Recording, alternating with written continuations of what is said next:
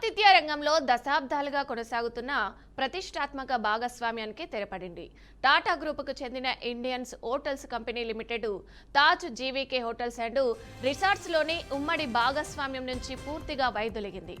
తాజు జీవీకేలో తనకున్న 25.52% వాటాను ప్రమోటర్ గ్రూపుకు చెందిన శాలిని భూపాల్కు విక్రయించినట్లు ఐహెచ్సిఎల్ వెల్లడించింది. ఐహెచ్సిఎల్ మొత్తం 1.60 కోట్ల షేర్లను ఒక్కొక్కటి రూ. 370 ధరలకు మొత్తం 592 కోట్లకు విక్రయించింది. దీంతో తాజు జీవీకేలో జీవీకే భూపాల్ కుటుంబ వాటా 49% నుంచి 74.99%కి పెరిగి సంస్థపై పూర్తి యాజమాన్యం వారికి లభించింది.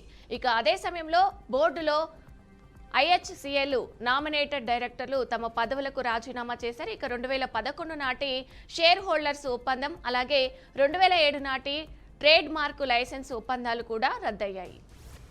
యాజమాన్యం పూర్తిగా మారడంతో సంస్థ కార్పొరేట్ పేరులోని తాజ్ పదాన్ని తొలగించే ప్రక్రియను ప్రారంభించింది.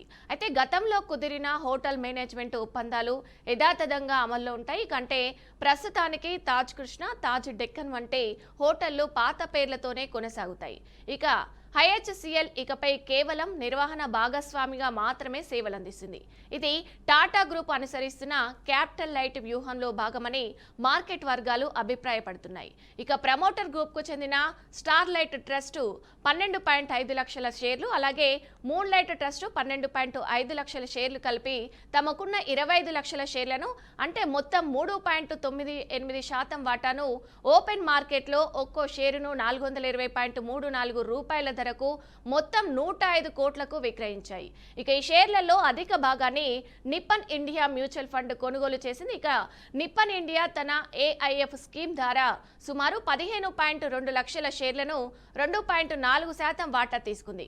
ఇక జీవే గ్రూపు అలాగే రానున్న రోజుల్లో బెంగళూరు ఎలహంకలో నిర్మాణంలో ఉన్న కొత్త హోటల్తో సహా తమ సామర్థ్యాన్ని మరింత విస్తరించాలని ప్రణాళికలు సిద్ధం చేస్తున్నట్లు సమాచారం.